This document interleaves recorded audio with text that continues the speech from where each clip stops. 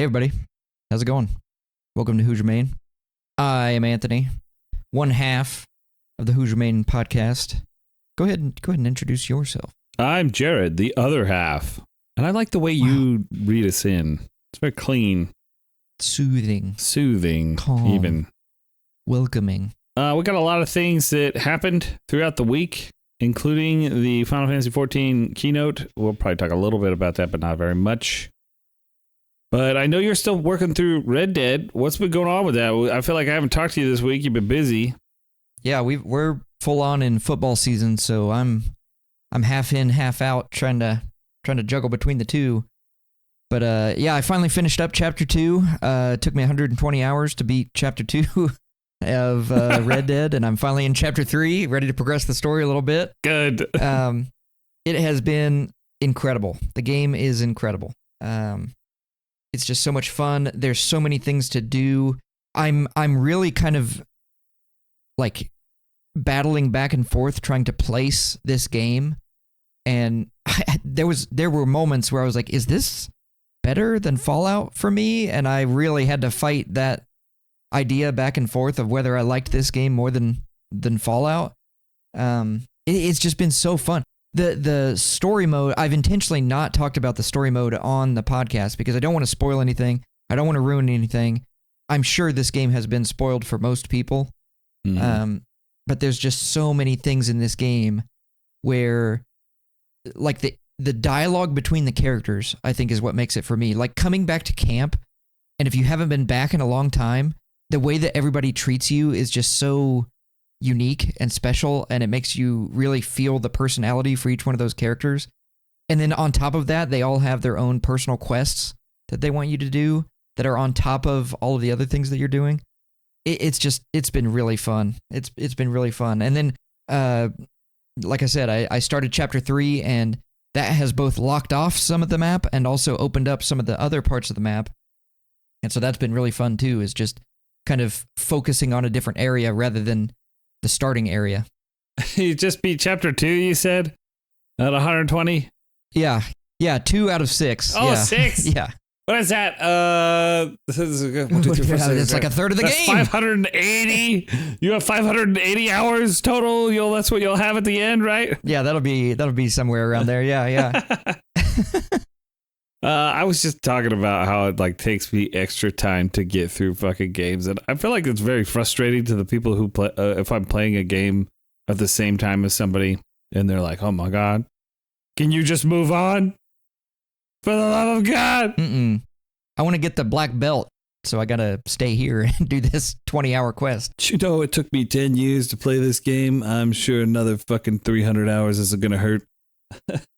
Yeah, I try to like section off certain things that happen and keep those as like really, really fun anecdotes for stories that really, it has nothing to do with the story or any of the quests or anything like that. So that way nothing is spoiled.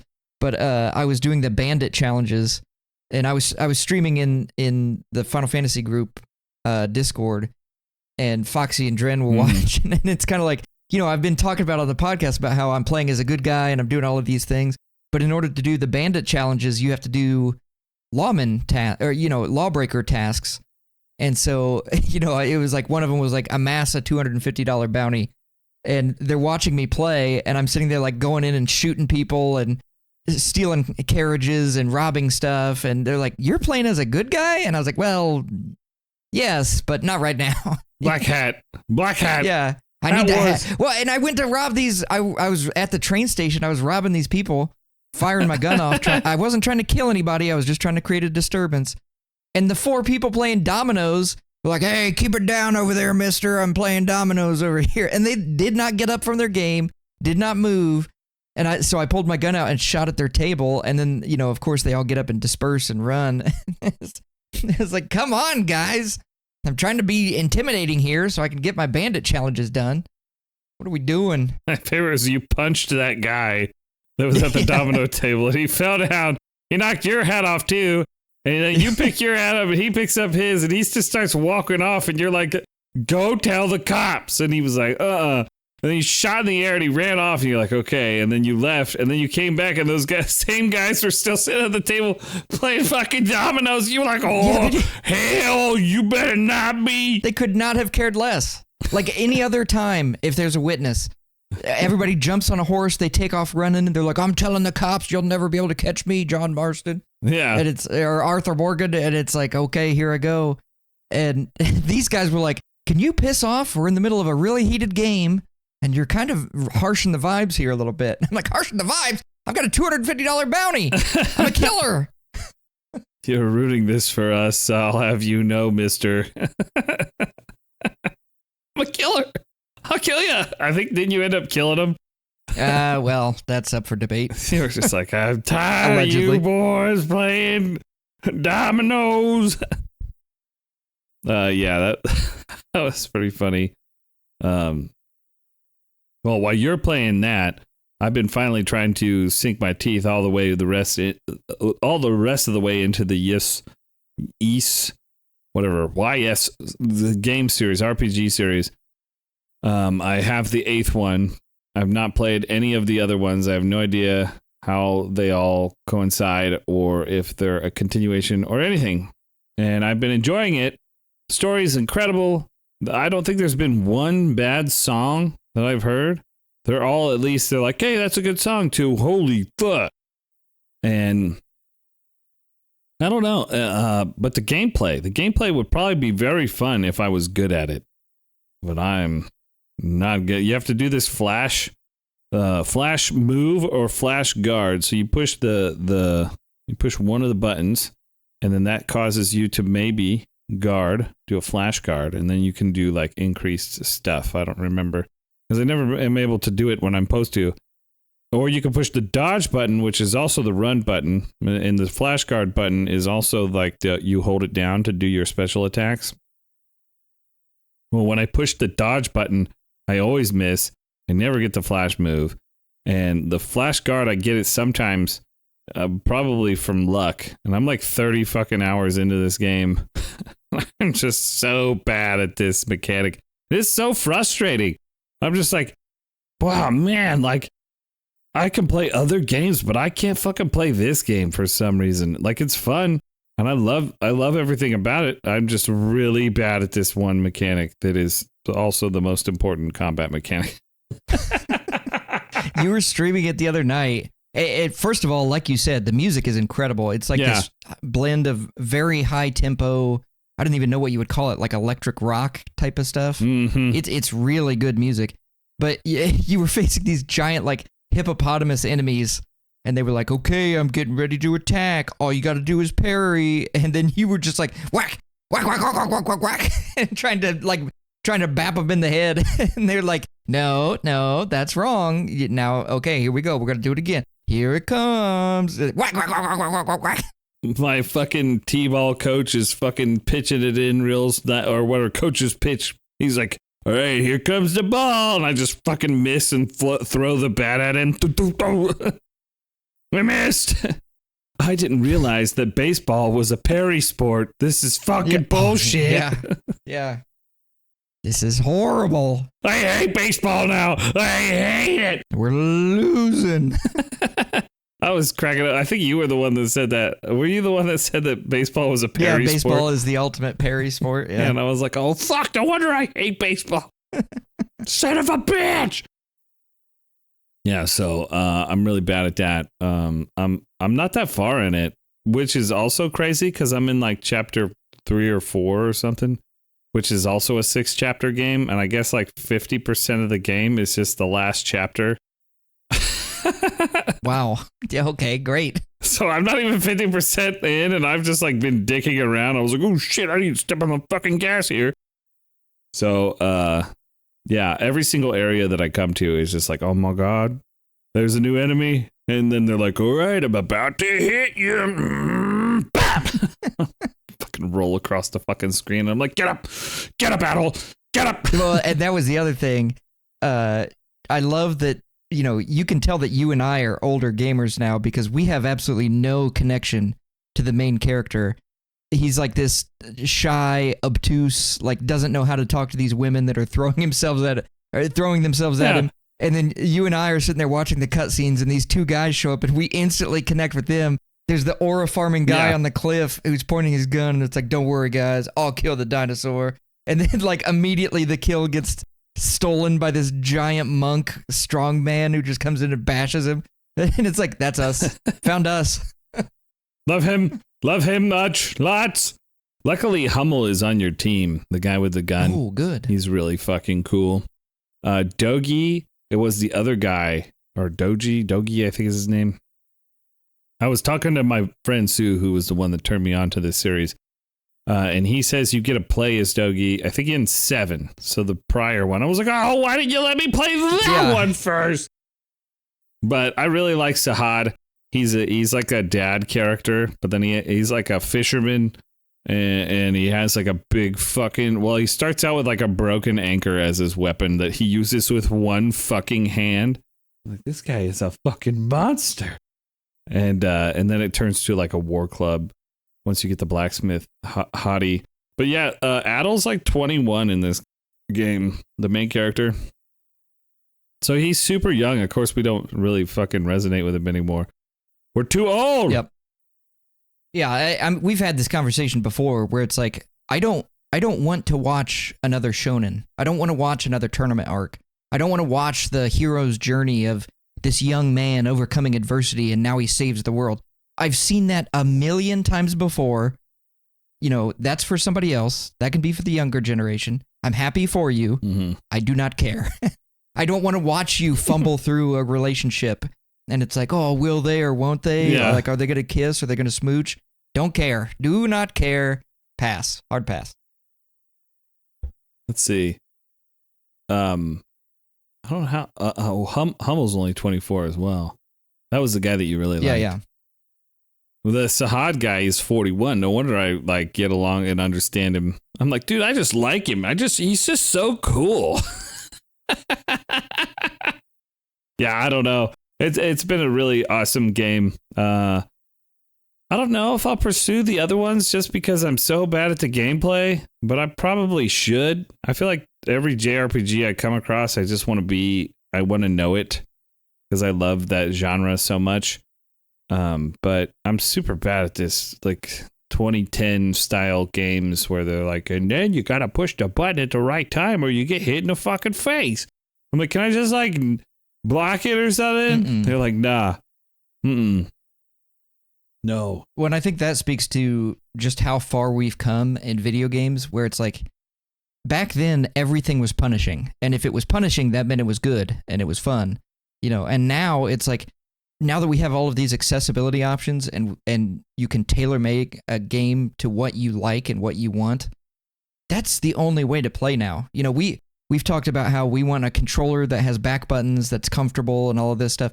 I don't want to play a game where I'm fighting against the controls anymore. That's not a cool mechanic. I want to play a game where, you know, I intuitively know what I want, I push a button, and that happens. And like, you don't want to have parry mechanics, I don't want to have mash mechanics. If there's a way to avoid that, we want it, you know? And I think that's what, you know, these more modern games that we're playing have them, whereas when we look back, it's almost like, oh, well, it's not that it makes that game bad by any means. I think you're still having fun with 90% of the mechanics, but that 10% is like, oh, well, I wish I could get rid of that. Yeah, if it were a turn-based game, it would probably be my favorite game. One of my favorite games. Well, I wouldn't say favorite game, but one of my favorite games. It would be in there. I would easily be like, I love this game. I will replay it a million times. I don't really replay games lightly anymore. I don't have the time. So if I'm replaying something, it's because I'm like, fuck, it's good. Dopamine's still coming. Might replay Tears of the Kingdom. That's how good that was. No, bad. Okay. That's wrong. All right. I am working on Pokopia. Yeah. I have been working on that. I'm still dragging my feet through the story. But today I did try to learn the surf ability and also progress the story. There was a particular area I hadn't really come back to progress the story anymore. And so I've come back there and I learned a bunch of stuff. So, yeah, I'm doing good. I'm progressing again. Max is already ahead of me. He's got to the next area that's past the first 2 that you unlock. And I was like, I don't know how many there are. I've been really good. You'd be really proud of me. No spoilers. Normally, I look up everything about a game while I'm playing it usually. And I just didn't, especially a Pokemon game. Yeah, that's huge. You know? That's normally the one that gets you is like you always say this. It's not that you're seeking that stuff out most of the time. It's just you're on Reddit or you're on social media and something pops up, and you and I have the exact same thing where it's like we can't look away. As soon as something like that goes on, it's like, well, no, I don't want to watch, but we don't stop watching. I won't look, just looking. Yeah. And then you and I also have this same curse, which is once we have that information, it's in our brains forever and we can never get rid of it. And so that spoiling ruins that game. Not ruins, but like, well, it changes the experience. Yeah, it changes the experience forever because, the entire time that we're playing, we're like, well, I already know what's going to happen, so I can't wait until that thing happens. And then when it happens, it's like, oh, I already knew what was going to happen. Yeah. Wow, I am spoiled. Yeah. I can't believe it. And I've been so bad about Pokemon. Fucking Nintendo and Pokemon leaks, like in general, they're always so heinously like unapologetic in your face. This is the leak. And I just, what? I just wish that we as Nintendo and Pokemon players could stop that shit. Stop fucking sharing the spoilers. Stop sharing the leaks, Yeah. Why do you got to be the first one to fuck up somebody's fucking experience? I feel like that's how we ended up with Sword and Shield being like hated. Although I was a little mad when I saw that Beast of Reincarnation game. We going right into that? No, I don't want to talk about it. Okay. Well, here I'll jump in and derail us back onto the rabbit hole that we were originally going down, which is, you and Foxy have been playing Pokopia, and then she finished, quicker than you had, and so she wanted to continue that experience, and so she started playing Pokemon Go, and that kind of reignited our, I don't think either one of us necessarily has like a lust for that game because it's kind of a passive experience, but I started playing that again for the first time in like 10 years, and that's just been really fun in seeing some of those new Pokemon that I don't have really any exposure to. And like you said, there's that element of, whoa, what's that thing over there? I'll walk over there and go get it, And so that's been really fun. Though I will say with like a huge asterisk is I don't like that I can't choose who pops up on my screen and who I can go get. There are ways that you can do that, but I'm free to play and I don't want to waste my resources. And so it's like, I find these mons that I really like and I want to build them up and I can't because I just don't have the resources to do it. And so that part of it is kind of the gotcha mechanic of it makes me just want to play a regular Pokemon game. Yeah. Yeah. I think it's almost a good enough experience that I would continue Pokemon Go, but like I really haven't played it since it came out and we were playing it a lot. And I remember I only made it to level 37. I was 3 from the cap. And I just couldn't generate enough experience points because I just wasn't playing it enough. And then I fell off and I started playing it again when I met a guy at work that was playing it. And I was like, oh yeah. So me and him would go around and like smash all the gyms that were in the area where I worked. And so he and I were both Team Instinct. So we just like would pump our dudes into the gyms and keep everybody out of them. And it was pretty fun. But my guys were not nearly as strong as his. He did trade me a guy before I left that job, and I still got it. I opened that up today, and I was like, holy shit, my buddy's guy. I hope he's doing okay. What if he's still playing Pokemon Go? Well, I had completely forgotten about that game. Like I said, it's 10 years old at this point. And when she said that she was playing it, it was almost like, oh, right, it's like that flashback of like, oh, right, I had that game. And much like I had a very similar experience to you, which is like, there's a very hard barrier of progression if you're free to play, which I'm assuming you and I both are free to play on that game. And it's just so hard to get past that next tier where you just can't make your guys stronger. It's not possible with the resources that you have. And then the way that this is really annoying to me. They limit your bag size, your item bag size, and the amount of Pokemon that you can have. And, it's not that big of a deal. You just have to go through and parse your stuff. I think they call it like transferring, much like you would in a regular Pokemon game. You transfer to the professor's PC, and then in exchange, he gives you like rare candy or something like that. And so you just go through, and anybody that you don't want, you just send to the professor, and that clears up a space. But the items, those are things that, like how do I use a revive? You can't. So you just have to discard them and hope that you get a better version. So I don't like that part of it. That part of it kind of ticks me off a little bit. Yeah, generating coins without paying for them, you have to be able to get into the gyms. Yes, if you get into the gyms, then you can generate coins, but you got to be in them for a whole day. So I was able to expand my inventory a few times in my Pokemon space a few times before we quit. I don't really play it anymore. I do like that it promotes like good health. I think that's probably one of the cooler things that it does. It's like go out and walk, walk with your Pokemon. You can generate candies if you're walking with a buddy Pokemon. But I think you've said this before though, is like, there's better apps for health. Yeah, definitely. Yeah. It is nice. The town that I live in is actually very supported by the game. I was very surprised by that. I think we have like within walking distance of me, I think there's 5 gyms and then, however many Pokemon stops, like 10 Pokemon stops. And you're right, that does give you an incentive to get up and get going. The problem that I find is, there are better fitness tracking apps that I would rather have my data in. And yes, you can have both of them open, but it's like you can only have one screen pulled up at a time. Now I have to choose. I'd rather choose the one that's actually promoting fitness, is for fitness rather than Pokemon Go. And so you're competing against two different things, and it doesn't win very often. Yeah. And the game doesn't really do a good job for role players and how it all was set up. So if you're playing in the opposite kind of location of where you're at, there's not really many options to play for free.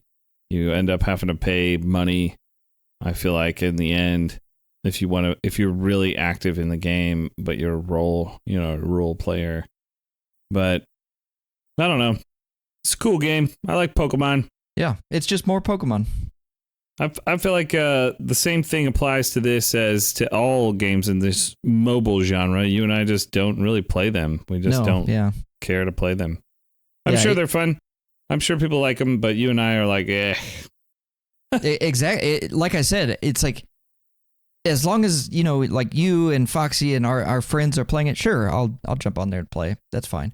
But, I would much rather do something else with a mobile game. If I'm going to play a mobile game, I'd rather play a mobile game. If I'm going to be on my phone, I'd rather use an app, for fitness tracking or whatever it may be. I'd rather use my phone for my phone stuff, my games for my game stuff. I don't like that blending. It just feels so not aimed at me. That's not what I want in a gaming experience. Yep. But I really have been enjoying the Pokopia. I think that is a special game. It's very cool. I need to put some more time into it, but I'm very distracted with trying to finish Yes. Yeah, I think it's actually pronounced Brigitte. Brigitte. All right. Roke! The other thing I've been thinking about, and now I've been, the keynote came out for Berlin, Final Fantasy 14. There was a couple of things that came out, and it really sparked my lust of Final Fantasy in general back up again.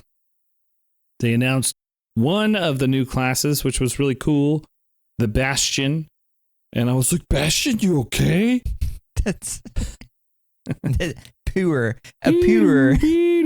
made one, I'm making one. Okay, that's fair.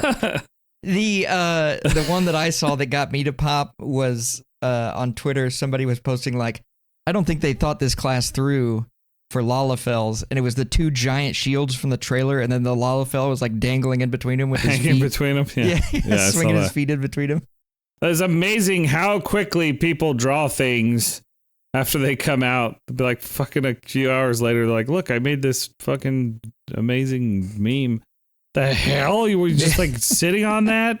You were like, yeah, man, if it's this, I'm posting it. I don't know. But yeah, the Bastion looked pretty cool. I thought it looked cool.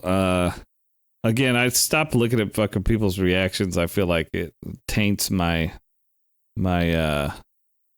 lust of things, where I'm just like, that's perfect, and everybody's like, it looks like shit. Oh, I mean, it looks bad, I guess. I don't know.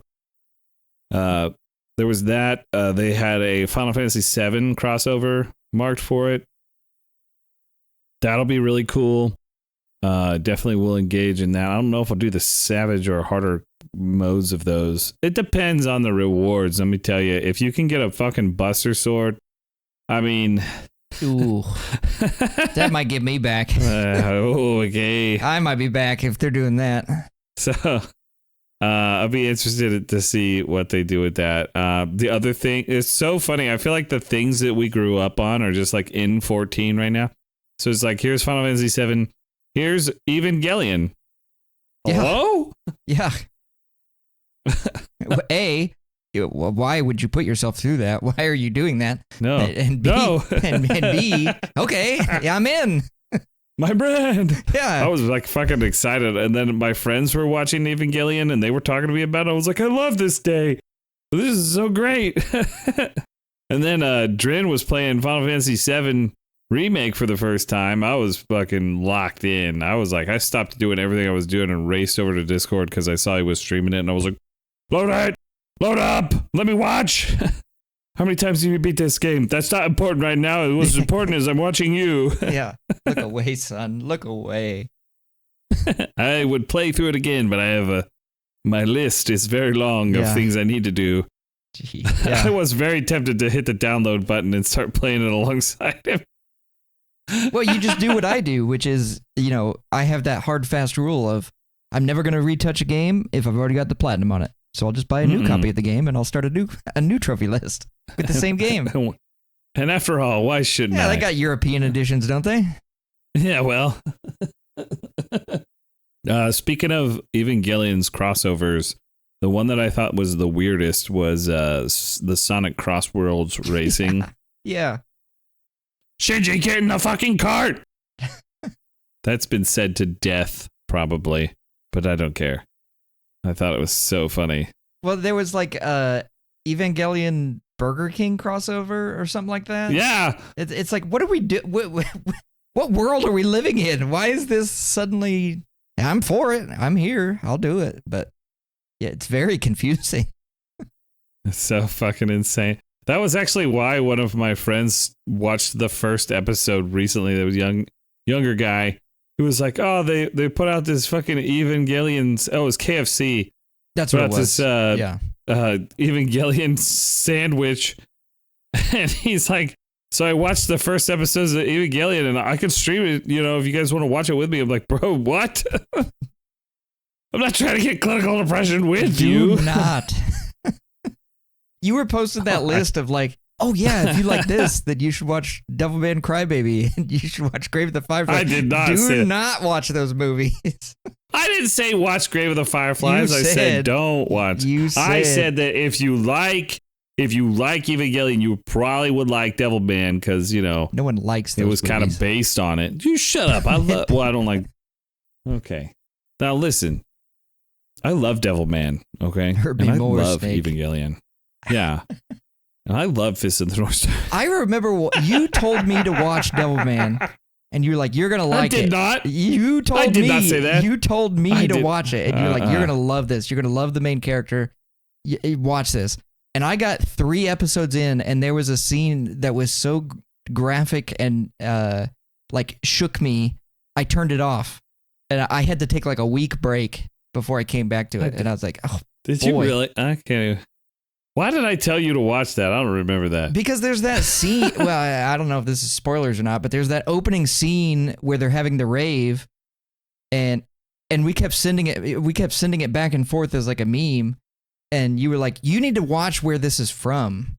And to be honest, I think you're right. Like the themes of the show are things that I love. You know, that idea of like playing with, kind of like the morality of things and religious connotations and all of that stuff. Not like it's not a religious show, but the connotations of that. I love that adjacency to morality. And the concept of the show, I love.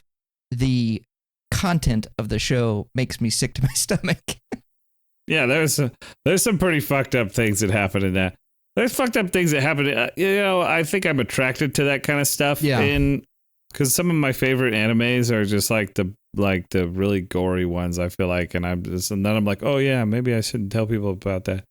Like I always think Violent Shack is just Devilman. I always liked that, and I always liked Mad Bull 34. That one's really graphic. It's just like there was a Wild West time of anime when we were growing up, but Crybaby was. That Devilman Crybaby was like kind of a remake of the story of Devilman, which it's been remade to death. And that was it wasn't even 10 years ago. Yeah. Maybe 2019. Yeah, relatively recent. Yeah. And I was just like so excited about it. I was like, oh, fuck, this is so fucking awesome. Anyway, it inspired Evangelion, and that's really where I was going with that. This was like a fucking sidestep into anime. So this is a video game podcast. Well, you got to get all of your media creativity out. Your colors. That's the old man stuff. You better fucking talk about that. Anyway, I don't know. I was really hankering to play Red and Blue. I know we said we were going to do that, and you had started one, but I was really hankering to do that while I was playing Pokopia, but I just can't squeeze it in. Exactly, yeah. Well, and especially what we were trying to do, I don't know if you were trying to follow the Nuzlocke path that I was. I think you were just trying to do a more traditional run. Those games require your full attention. Like when you're playing, you have to play. Like you were saying, yes, it's a kid's game, and it's meant to be easy, it's meant to be beaten. That's the modern games. The original game, if you look away and you're not paying attention, it will ruthlessly your guy's dead. Stomp you back into the ground and be like, hey, you did that wrong. Pay attention. Do it right next time. And it's like, okay, yes, sir, got it. Your modern Pokemon knowledge will only help you a little bit if you're going backwards to Gen 1. There's just some stuff that was introduced in later games that was not present in that one. Like the rap one is probably the most significantly profound. Was originally you couldn't retaliate when you were wrapped up by a Pokemon. So like Bellsprout or Ekans or Arbok or any other Pokemon that might have Wrap, Onix. If they hit you with Wrap and they got you, you couldn't pull your Pokemon out. You couldn't run away. You just have to let the Wrap finish. And if they use Wrap on every turn, and their Wrap fails, and then they do it again on that turn, then you're wrapped up and until you're dead. Yeah. And that just was part of the game. And of course, they addressed those kind of changes. In later games, you could pull your Pokemon out of the fight, and that would end Wrap and things like that. The same things happen. Like, people talk about, I can't remember the gym trainer, what her name is. Something with a W, I can't remember. Gold and Silver, though. Oh, Whitney. Yeah, Whitney. She was the normal type gym leader, and she had a Miltank that knew rollout. It was a normal type move, which was part of the problem. Was it was a normal type, so it was a stab. That's what that means for same type attack bonus stab or whatever. So since it's a normal type, then rollout did more damage for the Miltank. And if you didn't kill that Miltank within the first like 2 turns, their rollout would be so strong that it would wipe your team. And that's, a lot of us were young and we didn't know how to deal with that. And we also didn't really respect normal types back then. And so there was a lot of options to get around her, but no one really looked at them until she fucking wrecked your team. So nobody really respected the normal type. Nobody really had any answers to a normal type on their team. And so she really just like annihilated us. And I think that was another one of those things. They definitely changed rollout to a rock type move. Yeah. Yeah. So if you're playing the later remake of Soul Silver and Heart Gold, then that move isn't nearly as devastating. But I mean, if you had even a monochrome of knowledge, then you could just grab like a Nidorano and teach it double kick, or get a Machop or a Geodude or something that learns a fighting type move, and then you just fucking whomp her. But I mean, without that knowledge, you just got your ass beaten. And really, just like RPGs in general are knowledge-based games, and Pokemon very much so is knowledge-based. Like once you understand type advantages, then you already are like half the battle is that. Yeah, definitely. I think the thing that really opened my eyes doing that Nuzlocke challenge was the importance of items, and especially when you no longer have access to them. You know, you kind of get into this loop when you're playing the game where, oh, my guy's getting low, I'll just use a potion. Well, when that option is no longer there, it starts becoming very high tension when you get to about half health, because a critical hit will wipe you. You're done. And in a Nuzlocke, if you lose your guy, he's gone from the entire run. You cannot use him again. And the way that I was playing was you can no longer use that entire line. And so, yeah, the stakes were a lot higher for that reason. Other items became even more important. So like Repel, an item that I had never used before, now became very important, because it was like, oh, I need to cross through this area like Zubat Cave, pop a Repel and put your highest level guy at the front of your party, because, you know, otherwise you're going to get swarmed, and you just don't have a way to deal with that effectively. And it made the game really, really fun. It brought that challenge that I think you and I want, but I know you have some reservations, and having done it, I agree with you, which is it's very restrictive. It forces you to use very strong Pokemon that, you know, you and I prefer to play our guys, you know, the guys that we like. And if they're not viable, they're not viable. They're not getting in. They're not getting used. Well, that's that old, I think it pushes it into the old ivory tower style of gaming, where you have to make the correct choices or you lose. Exactly. And when a game becomes more of just like a single solve math problem, like it's 2 + 2 is 4, that's it. If you put a 1 in there and a 3 in there, that's wrong. Like I don't want you to do that. Exactly. That's not how we'd like to play. We like to be the people who are looking for those alternative solutions. Baldur's Gate is a great example of a game where you can do that. So I think the other problem too is, I would argue that you have much more Pokemon. You know, obviously you have much more Pokemon experience. You have much more battle experience. All of that stuff. My knowledge is much more pushed back into those first 2 generations. And so, like you were saying, if I get put into a situation where I don't know what to do, I like having that secondary outside source where you have information pulled up and it's like, okay, this is this guy's move list. This is his team. Yeah, all of that stuff. I like having that stuff readily available. You're not supposed to do that for the challenge. The point of the challenge is it's testing your game knowledge. Well, I don't have that game knowledge. You do. And so I think maybe that's another point where I just, if you're going to play the game, I think the whole point of it was, if you're going to play these Pokemon games, play them the way you want to play them. If you're not having fun with a Nuzlocke, don't do a Nuzlocke. If you're not having fun doing a traditional game, try it. See if you like it. Yeah, I really think that people jump into the deep end on hard mode type things like that too fast, especially in like knowledge-based games. And so like Pokemon Nuzlocke, you shouldn't be doing that on your like second time through a Pokemon game. No. Like say you're playing Pokemon Red and you beat it and you're like, I'm going to Nuzlocke my next time through. You probably shouldn't do that. You probably should do something that's that adds a restriction that it still creates a difficulty. So you even said one of these Theme team. That would be my recommendation.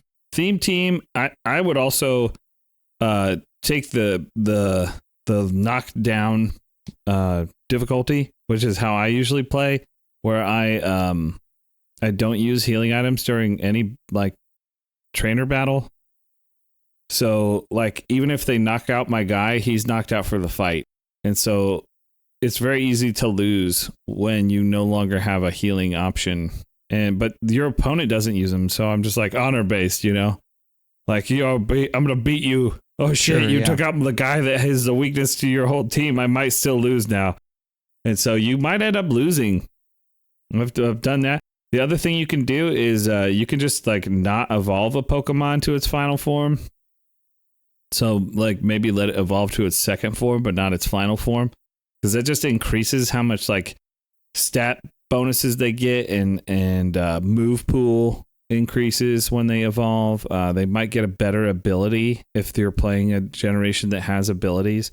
And so you might just end up playing one of the hardest things you've ever done. And then you might be sitting there going like, I have to level up beyond the level limit here of this boss because my Pokemon stats are too bad. And then even once you level up, say I took a Mareep through Scarlet and Violet, and trying to keep that Pokemon relevant without just like power leveling the fuck out of it so that it can actually live long enough to get like a Thunder Wave off. Oh my God. It was so difficult. And then I'm not using healing items. So I'm like, if it dies, it dies. So you can still have difficulty. You don't have to release your Diglett. Yeah. Oh, jeez. Yeah. R.I.P. Foley. That was my boy right there. Yeah. He's gone forever. That, in all seriousness, I think even something as simple, I never nickname my Pokemon. I always leave the stock name because, like, in my mind, that's what that is. Mm-hmm. You know, like a Pikachu is a Pikachu. A Squirtle is a Squirtle. Me calling my Squirtle Oscar or whatever, that doesn't have any, I don't have a physical attachment to that. But when I was doing the Nuzlocke and I did have a physical attachment to those things. It wasn't a Squirtle, it was my Squirtle. That was my Squirtle named Oscar. You know, like, I think that's the difference that I think had been missing for a very long time. And kind of, like, even as a little kid, I knew, okay, this Pokemon's really strong, this Pokemon's really weak. This is good for battling, this one's good, you know, for just having, and he's cool, and I like the way he looks. But this one's really strong. And I think as I got older, I got really into the weeds of, you know, stats. And Red and Blue don't have IVs and EVs, but the later games do. But getting in really into the weeds with those, I think that takes away from what Pokemon is, which is, that's my creature. I battled him. I caught him. He's on my team. We worked together. We built him up. We trained together. And now he's really strong, even though maybe he's not a strong Pokemon. And then when you lose him forever and he's gone, like, that hurts. That really hurt. That was so funny. Yeah, I wouldn't have released it. I would have just like put him in the box and be like, "You're getting transferred later." The hidden stat thing that you're thinking about for Gen 1 is DVs, detrimental values, or whatever. I can't remember. Not detriment. Determinant. Excuse me. I can't say that. Whatever. Determinate values, I think, is what you're saying. Determinate. Yeah, that's what I was looking for. I knew it was something with a D. So, see how my mind works. I know this because I had just recently watched a video on it. But basically, what those things mean, like, let's say I'm going out into the tall grass and I'm leveling my starter, and I fight a whole bunch of Pidgeys. My speed is going to get increased in level faster than my other stats because I'm taking those values off of the creatures that I've battled and beaten, and it's boosting my stat there. And, you know, each one of your stats has a different Pokemon that will boost that stat. And so it's very advantageous to fight as low of an enemy as possible, even though that's going to level you up slower. So even though I'm a level 20, you know, War Turtle, I still want to go back to the starter level and fight level 2 Pidgeys because that's going to make my speed level up faster, even though it takes longer to level up my overall level. So there you go. That's the degeneracy that I have. I I want to say that's Ivy's. What? Yeah, that's the Ivy. The way Ivy's and EVs work. Whatever. That's not Either how way, determinative value works or whatever. I don't know. It's confusing. I'm not the Pokemon guy. You are. And if I were you and you were me, then I'd use your body to play Fallout. Well, I'm not going to get into the goddamn weeds of how fucking hidden stats work in this podcast. When it's 4:30 in the morning and you're watching a 40-minute video on how to make your Pokemon stronger. Folks, we'll put a link in the fucking description and you can read the wiki on that shit. But anyway, just for a little brief history on Pokemon training for competitive battling. Okay, you could just take any Pokemon and beat the game with it. That's just how it's always been. Most people just beat the game and move the fuck on. Then there's the fucking weirdos who just keep fucking playing the game. And so they determined, like, hey, we can breed Pokemon in this game that seems to have some kind of a thing over that. And they had to do all this, like, hidden math figuring to figure out what these hidden stats were.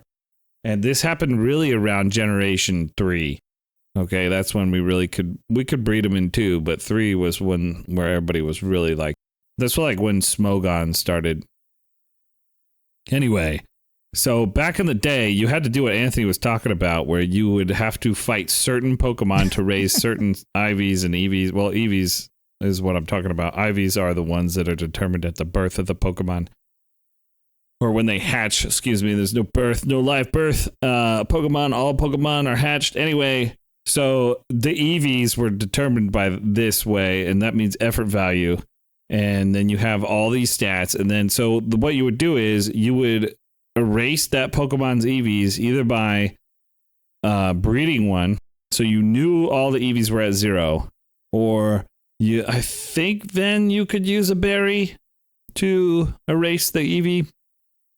But the IVs you had to breed for. It was the only way to get those to be max level IVs was to breed them, and you had to do math yourself to figure out how to do it.